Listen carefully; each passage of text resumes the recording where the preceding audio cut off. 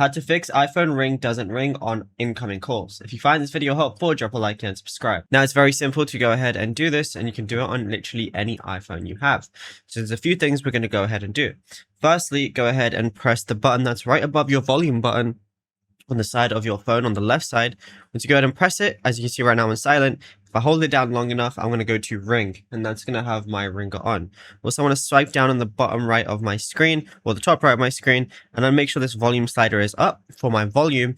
And I also want to make sure I'm not on any do not disturb mode. Otherwise, you're not going to be able to receive calls, and your calls won't even ring, which is obviously going to be annoying.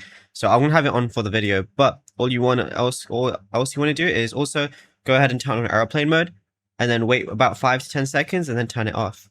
Now we want to go to search on the bottom, and then we want to type in phone. Go over to the phone app, scroll down, and you want to make sure screen unknown callers is on never, and call filtering is turned off as well.